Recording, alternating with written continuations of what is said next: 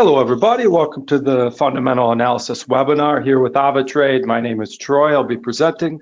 As always, keep in mind that there's risk involved with each trade that you take. No one trade is guaranteed to profit. I think we all understand that. So we want to manage risk in a way that makes sense with each trade that you take. And we've got some great tools in that regard on our web trader that we'll go over that can assist with the risk management side of things and make it quite a bit simpler for you. Also, keep in mind that what we cover is not meant to be financial advisement, but is coming from an educational perspective. Now, real quick from our main website, I'll show you where you can find our mobile app that allows you to trade with all of the same tools that we're about to use in our web trader. And again, our web trader and our app allow you to trade on MT4 and MT5 accounts. And so our mobile app is found in the major app stores.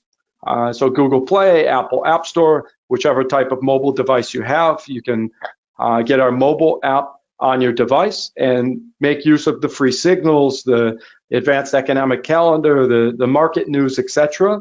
All of the special tools that assist you with your trading strategies and trade decisions. And so keep in mind then what we see as we log in the upper right corner here to our web trader platform, you have those same functionalities in our app. And so from the web trader platform, first we could talk a bit about the fundamental news from earlier in the week. And I think it's important to understand the backdrop of a lot of what the traders are looking at is out of the US, being the largest economy in the world. When might they start to lower interest rates in the US? Is inflation under control enough? Has the economy slowed down enough to warrant interest rate decreases now after all of the rate hikes that were done in the US to try and stave off the high inflation? And so we can go to the economic calendar and we can take a look at what happened yesterday in terms of the economic news that was coming in on the economic calendar. And so if we then take a look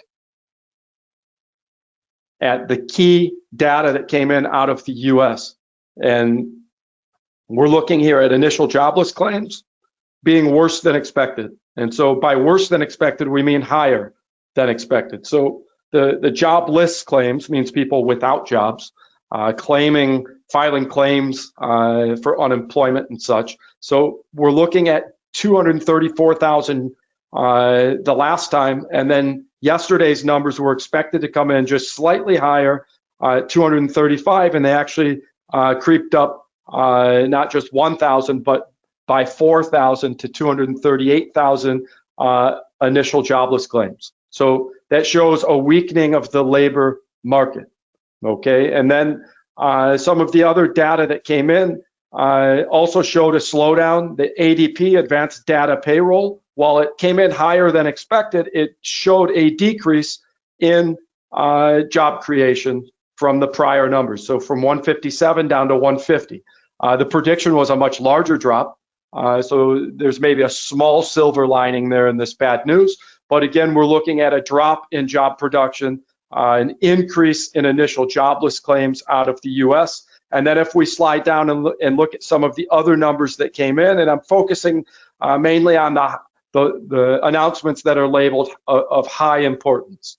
And those are the ones here that say high in this column with the red backdrop. So the factory orders also from an increase of 0.4 was expected to drop to a negative number of 0.2 in the negative, and it actually came in worse than that at negative 0.5 for factory orders. So we're starting to see different areas of the US economy show signs of slowing, which really was the point of the rate increases, believe it or not. There was a necessity to cause economic pain to bring down inflation. And so this is the problem with runaway inflation. Once it gets to a point that it becomes so damaging in terms of high prices, then you've got, in order to slow that down, you actually have to harm the economy a bit. And so we're starting to see that more, not just in those jobs numbers that we looked at and unemployment numbers, but we're also looking at factory orders dropping more than expected here. If we look at the PMI data, that's the Purchasing Managers Index, also dropped more than expected. From 53.8, it was expected to go down a little bit to 53.5, and it actually broke well below 50 to 48.8. Anything below 50 indicates a declining situation. And so 48.8 was a bad number. And not surprisingly, the markets actually went up a bit when this data came in. The USD weakened, and some of the stocks, the major indices, went up in response to all of this bad data out of the US. And again, you might think, well, why would the markets react positively to bad numbers? And the point is, investors think that the fact that these numbers are coming in multiple areas of the economy now, worse than expected, it increases the probability that the US might be able to lower interest rates back down sooner. And so I think those banking on no rate cuts this year with data like this think, okay, there could be at least one and maybe even two rate cuts in the US this year to lower interest rates, which would help businesses to expand because business loans would be cheaper then. People looking to buy houses, buy cars, use credit cards, etc. All of the cost of many of those things would go down if interest rates could be lowered back down some. Okay, so that's where the positive momentum comes from when we see the worse than expected news, because it's increased expectation of rate cuts maybe to come when the bad news comes in. And then the FOMC minutes came out. This is the group that decides on monetary policy in the US. And they basically said they need to see more data before they would lower rates. Data like what we just went over, okay? Signs of economic slowdown, of inflation coming down to closer to the target, which is, I think, below 2%. They're looking 1.8%, something like that, is the target inflation rate. And I think it's teetering near 4% still. Okay, so yeah, it was at 9-10% plus before the rate hike. So they've done a lot of good work bringing inflation down, but it's not to the target yet. So the question is, how could they start to lower interest rates if they haven't even gotten to where they want to be yet? But they're looking for signs like we saw here of the economy slowing enough that maybe they could start to increase rates back up, or I mean lower rates back down. The opposite, obviously, of raising rates back up. Okay, but in these minutes, there was some speculation that if inflation does not come down from this 4% area that it's at, they actually, a couple of the members said we might even need to raise rates again. And that spooked the market near the end of the trading session yesterday. So there was some pullback from the green that went with these bad numbers. The FOMC minutes indicated that they're even considering raising rates again if inflation doesn't come down faster. And that spooked the markets a bit. We saw in several areas, even in the crypto market, we saw some selling off after these minutes came in, okay? And that's still there today, okay? So that's a backdrop leading into then today and tomorrow. Now, today's a holiday in the US, okay? If we go to today, which is the 4th of July, which is the actual name of a holiday in the US. So Independence Day is what the 4th of July is about in the US. Now, what we're looking at is for today, not a large number of announcements to come, right? The US announcements, there aren't any. And the announcements that have occurred, we've already missed. So I think what we'll do with limited economic data to look at from today is we will jump to tomorrow. Now, the big thing about tomorrow is it's the non-farm payroll announcement that comes out once a month in the US, okay? I took a look at these announcements. None of them have much data in terms of predictive data. And I'll show you an example. Like this is out of Germany tomorrow, industrial production, high-level announcement. But when we try to see how predictive is this announcement for directionality, If this comes in above forecast industrial production out of Germany, then what do we see? 67% of the time the USD strengthens. 2/3 of the time the euro drops against the USD. If it comes in below expectation, almost the exact same thing. So that doesn't feel predictive, meaning regardless of how the industrial production comes in, below forecast or above forecast, the USD strengthens 2/3 of the time. Okay, so something else is moving the market. It's not the results of this announcement. When this announcement comes out, regardless of whether this comes in above or below forecast, the USD pulls the euro down. Okay, so that's something to keep in mind. If you wanted to trade on this, you just wait for the announcement to come in, and 2/3 of the time, regardless of how the numbers came in, you've got an average about 20 pip movement in the 4 hours after the event, with the euro dropping in general, 2/3 of the time against the USD. Okay, now what we can look forward at are announcements that I already identified and looked at that are bringing in kind of more predictive type movements. And so what I'm looking at here is if we move up to the US non-farm payroll announcement and the average hourly earnings. These are the big ones tomorrow, okay?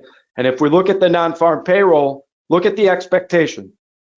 A drop from 272,000 new jobs created last month, which is not considered that strong. A lot of times, you know, in the times where the economy's doing well, you have well over 300,000 jobs created and even more. We're looking at an expected drop from an already somewhat low level down to below 200,000 to 190,000 new jobs created. So the expectation is that the labor market will show a decline, just like the advanced data payroll that I showed you from yesterday kind of predicts will happen. All right, so we'll see when the numbers come out tomorrow if that comes to fruition or not.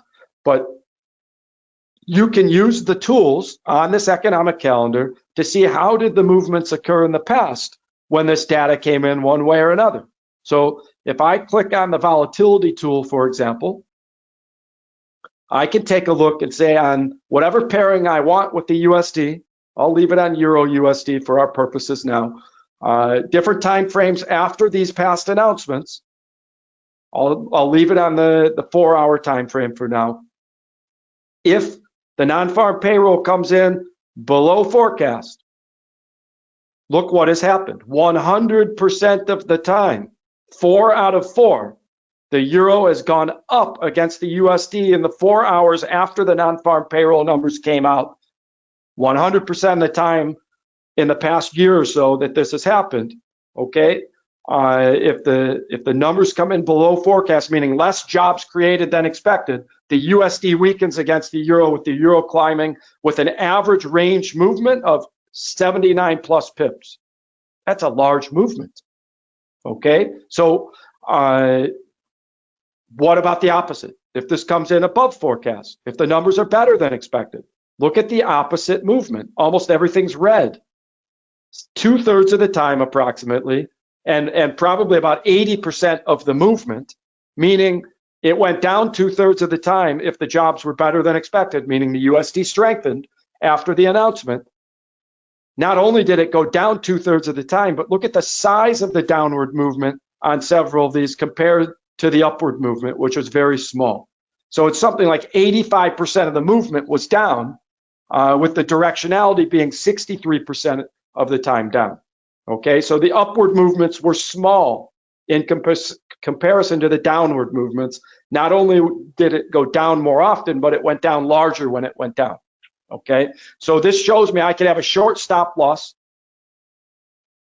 and a longer take profit in the 4 hours after the announcement. If this comes in above expectation, I might be looking to go with what the data shows is more likely to happen. That is to sell. And the opposite if it comes in below forecast. It looks like the move is to buy, okay, based on the past. You're not going to win every time you use this type of data, but it certainly is telling in terms of statistics. of what you most likely might want to do, depending on how these numbers come in. And you might say, yeah, but then the numbers already came in, and those 80 pips might have moved in the first 1 minute, and I'll miss the movement. Well, we can check. How far did it move after each of these announcements? After 5 minutes. Average range movement, 35 pips. Okay, so, and it shouldn't take you 5 minutes to get a trade off, right? But even if it did, in the first 5 minutes, the average range movement is 35 pips. Whereas after 4 hours, it's 79 pip range movement. 3 of these got up around 83, 85 pips. These 3 here. There's only one that trailed off and didn't go up to the 80 plus pip range. Okay, and all 4 of them ended up in the green. Okay, so you could have a target that, as long as I get in the first 15 pips, I would have won on all 4 of these. So that could be part of your trade plan, that if this comes in below forecast, as long as it hasn't moved 15 pips upward, or maybe it even spikes down, right, initially, then you know maybe you'd be interested in making that trade. Okay, with a certain distance stop loss this way and a certain distance take profit up this way based on the past movements. Okay, this is what we call data-driven trading. And we can look at these movements by time after each announcement, distance, direction, percentage, and have a plan for each of these large announcements. Now that's the non-farm payroll numbers. We also could look at the hourly earnings. Okay, also quite predictive. So if the hourly earnings are above forecast, meaning people are making more per hour than expected, that would probably strengthen the USD. Okay, but it's 50-50, right? Why? Because people are focused on the jobs more than the earnings. And so when the numbers come in 50-50 on an important announcement, it's because there's another important announcement many times at the same time. And that's the jobs numbers. So you can test and see, well, it seems like I should focus on the jobs numbers and not the hourly earnings as much. They're coming in at the exact same time. This one doesn't look predictive. Comes in above forecast. It's anyone's guess what way it's going to go based on the average hourly earnings. But when we looked at the jobs numbers, it was very predictive in terms of direction. If this is below forecast, okay, it becomes more predictive. Okay, if people are making less than expected, the USD weakens 80% of the time. Okay, so you could be one directional on this one. If you're focusing on hourly earnings, it seems to be more predictive if the numbers come in below forecast 80% of the time. Then the expectation from the past is the euro would climb against the USD. USD would weaken, and it would make sense. Lower than expected hourly earnings means things are slowing down in the US, more likely for a rate cut. USD would weaken on that type of news typically. Okay, so you can feel out each of these announcements and decide which one you want to focus on, or which ones if there's more than one at the same time. Okay, with this, if the hourly earnings came in lower than expected and the non-farm payrolls were lower than expected, both of those show that then the euro climbs against the USD. So they would have a double effect potentially if they both were lower than expected. If one is higher than expected and one is lower, well, then I lean towards the non-farm payroll numbers to decide which way I would trade, because it showed directionality in both directions. It showed that it had an effect percentage-wise. Okay, and if you have questions about that, let me know if that confuses you. But basically, you're trying to find the strong horse here, the better predictor, and follow that one. And if they work together in unison, then you pay attention to both at the same time. And we could go down and look at Canadian announcements as well, but it's the same process. We're looking at the same idea. What seems to be driving the market the most? And you check out those announcements and see which ones you think will help you the most statistically as those numbers come in to do this type of data-driven trading. Okay, so some other ideas other than trading directly on those announcements as they come in is maybe a larger picture idea. And so we saw yesterday data that came in weaker than expected. And what happened was when that data came in, we saw the USD weaken pretty rapidly. We saw commodities, especially the metals like gold, climb against the USD quite easily. And the major indices also were climbing.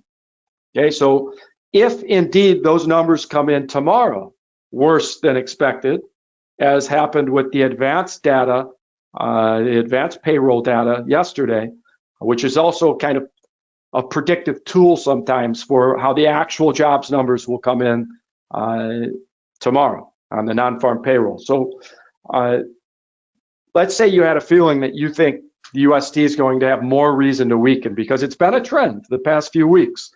Data coming in worse than expected out of the US, and then the USD weakening in response to that. And gold being able maybe to be more bullish in that circumstance, as well as some of the major indices and different stocks. So if you wanted to try and place some preemptive moves, but protect yourself in a way that if you're wrong, because if that data comes in tomorrow better than expected, we could see the USD rapidly strengthen, potentially based on the past announcements from the economic calendar data, and then you could have a big loss, right? So one way to handle that, instead of using a stop loss in the beginning on a trade, when you know there's large economic data coming, that if you're right, you could make a big profit, but if you're wrong, you could take a quick loss. We can use AvaProtect. It's a unique way to protect a trade, especially during volatile times, to get you through the bumps and through the announcements, so you can be patient without worrying about a stop loss being hit or a large percent loss in your account. You can cap the loss with the protection and be patient, not just for a few hours, but even for a few days.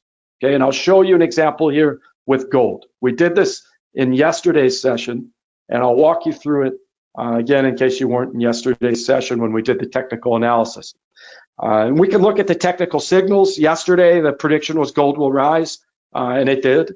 There's been a little bit of a pullback, and so I'll simulate some moves here on gold based on the fundamental setup that we saw technically yesterday, and that we feel fundamentally could continue that momentum. And so if I go to, let's say, 2-hour candles, what we see is this rise yesterday. This was a resistance level. And if that idea is new to you, resistance is where the price tried to go up. This is into last week. It hit this price level and dropped. Then into this week, it tested that price level again and dropped. Okay. Yesterday, it finally had enough momentum to break this price level. This is what we call a breakthrough candle, which demonstrates upward momentum. That's where we got the buy signal on gold. It broke the resistance, establishing an uptrend. And as happens many times, then that price became support on these two candles here. Support, support, meaning it held the price above. So it couldn't break through the resistance until it had that bad news out of the US, which weakened the US dollar. Gold then breaks the resistance, and for the same reason it broke above that price, it stayed above the price, meaning the bad economic data out of the US kept the US dollar weak. So what causes broken resistance then causes that resistance to become support afterwards, because that news still exists. And that's why many times you see resistance levels become support levels around times of large announcements. Okay. And so what we're looking at then is the movement from yesterday, a pullback, and then it looks like it's trying to rise again. So this is an uptrend that was established yesterday. Now, if we look at the larger candles, not 2-hour, but 1 day, 1 week, what we see is here's that candle from yesterday, the breakthrough candle, breaking the 1-day candle resistance here. And then we say, okay, look where this was just a few weeks back. Gold was up here above 2,400, where it tested the all-time high, or it's established an all-time high, then tested it and dropped, tested it and dropped, tested it again and dropped, and tested it again and dropped. So here we are with momentum going up, worse than expected data yesterday, and now non-farm payroll coming tomorrow. If that data comes in worse than expected, and especially if it's significantly worse than expected on the jobs numbers, on the average hourly earnings, if those numbers come in weak, we could see that as a stimulus for the USD to weaken further, and thereby allow commodities and stocks and indices to be able to more easily rise against the US dollar. Now, there's no guarantee that it will come in worse than expected, but let's say that's your guess, that you feel it will be worse than expected. And by the way, you could have the opposite guess. You could trade the opposite direction and think it'll be better than expected. And then you'd be selling probably on gold, okay? And so I'm not telling you what direction to take, but I'm just walking through the process of how you would do this, okay? So the trend has been data worse than expected the past couple of weeks. So I'm taking the side of, hey, maybe tomorrow the data will be worse than expected. So I'm going to use AvaProtect here. I'm going to protect not by the hour, but by the day. 1 day's protection doesn't get me through tomorrow's announcement. Okay, it's not till 3:30 p.m. My time, and whatever time it is for you, it'll show on the economic calendar. Okay, so it hasn't occurred yet at this time tomorrow. So we need to go more than maybe 1 day's protection, although the protection gives you the out time, and that would be after the announcement time with 1 day's protection, but not by much. It's only like an hour and a half after the announcement and the protection ends. If I do 2 days protection, now it expires next week, okay, on July 8th. That goes all the way to Monday at 5 p.m. my time, okay? And so that gives me more time to be patient and take advantage of this protection and see how far might gold go my way if it starts to go my way. If it goes the wrong way, I don't lose anything more other than the cost of the protection during the protected time period. Any losses are added back for losses during the protected time period. So it's low risk, high potential reward when there's such a large announcement that could really move, in this case, gold, not just $10, but $100 or more potentially, okay, per ounce. So now I just need to adjust, where do I want my trade size? If I do one lot, it costs me $1,200. If I do half a lot, protection all the way through Monday, costs me less than 1% of my balance, 614. Okay, that's with 50 ounces of gold. That could pay out significantly. Every $1 it goes the right way, I'm making $50. Okay, if it goes the wrong way, I'm not losing anything. I'm protected. Okay, so real quick, within $12, $13 of movement, I've made back already the cost of the protection. After that, it's all profit. And if it goes flying the wrong way, I don't care, $100 an ounce, $200 an ounce, I don't lose anything more, just the cost of the protection. This is an interesting way to protect a trade. If you have a kind of an inkling, an idea of the direction you think a movement might go, and when there's potential for very large movement because of a large announcement like the non-farm payroll. Okay, so the movement could be fundamentally driven with a lot of momentum. So trying to take advantage of the large fundamental news, even though we're not sure how it'll come in, which is why we're protecting the trade. Whether you're buying or selling here, you protect the trade if you don't have certainty, right? But you know there could be high volatility. So 2 days protection. Now I'm looking at if this does break this resistance here, okay? The 1 day candles, here's the next resistance level, right here. If it breaks this price, we could see a run towards the all-time high, okay?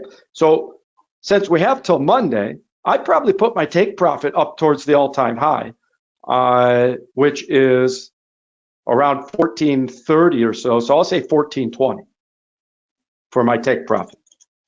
Or I mean, not 14, 24, 2420. Okay, so that's over $3,000 potential profit. My risk is capped during the protected time period at the cost of the protection. So if I win 1 out of 5 tries on something like this, I break even. If I'm 50-50 or 1 out of 3, I make a huge profit with these types of trades. Okay, so Stop loss, I don't need to program a stop loss yet. Not till it gets near the end of my protected time period if I haven't closed the trade yet. Okay, so I would, as my protection time period expiration gets closer, start to think about, if I'm not closing the trade yet, adding a stop loss perhaps to protect the trade. You know, if it's way up in profit, maybe I put a stop loss even in profit at that point to guarantee some profit. But that's up to each individual trader and where the trade is at that point as the end of the protection period nears. And we would hope that it would be up here near the all-time high with this trade example, obviously. Okay, so this looks like it's ready to go, and my cost of this protection is less than 1% of my balance, and so I make the move. Okay, and so now my position is opened. I am protected against any further losses all the way until Monday, and we've got huge announcements to come tomorrow that could really move gold if this established upward momentum continues. Okay. Any questions, comments? I do see one question that popped up with someone that it shows has already left the session, so I won't bother to get into that, the answer to that question. I really, you know, the question was, what does inflation and job creation, are they related to each other? And yes, they are somewhat related to each other, because if interest rates were raised in the US like they were about 10 different times in the past year and a half, in order to bring inflation down, but at the same time that causes economic pain, then bringing inflation down by raising interest rates also can start to hurt the job market. If the job market is still strong and pay is still high, that helps to keep inflation up. Okay, so the fact that jobs numbers for a long time, even with the high interest rates, were coming in higher than expected, better than expected, that created a lot of fear on the markets.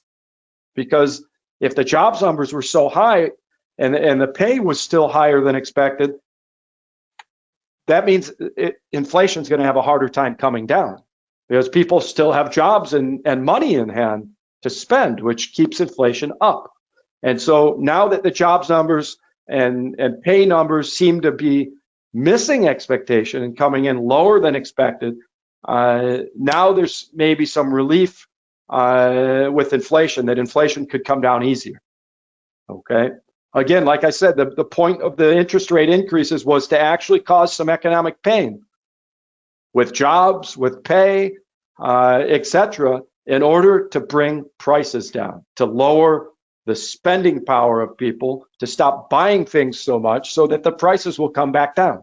It's kind of a balancing act to do such a thing, to cause economic pain, to fix an inflation problem.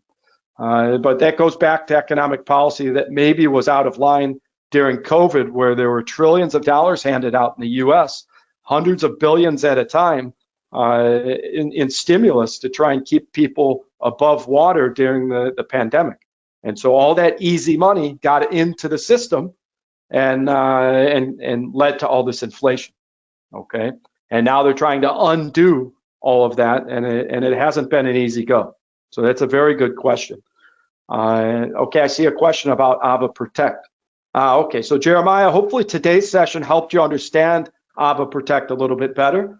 Also, you can go to our YouTube channel. There are entire videos dedicated to how to use AvaProtect. You also can watch this session over again. In my past sessions, I try to give examples with AvaProtect in many of my sessions. So our YouTube channel, all of our sessions are recorded, including this one, and you'll find this one on our YouTube channel by tomorrow sometime. And you can go through and get some repetition on how to use AvaProtect. But hopefully today helped you out in that regard. All right, everybody, thank you for joining. This is a good place to stop. Today, I expect kind of a slow market, being a US holiday, but maybe be ready for tomorrow. Get your balances where you need them and your trade plan together. Maybe some of what we went over will help you decide what you want to trade on and in what direction in terms of the economic calendar and those announcements. And as you go along, just make sure you're using information to help you make your decisions. And that's what these tools in our platform are about, is to help give you information and tools that you can put together to create a strategy. And so we went over just a couple ideas of strategy today that these tools can help you create. All right, everybody, thank you for joining. Good luck with your trading. Bye for now.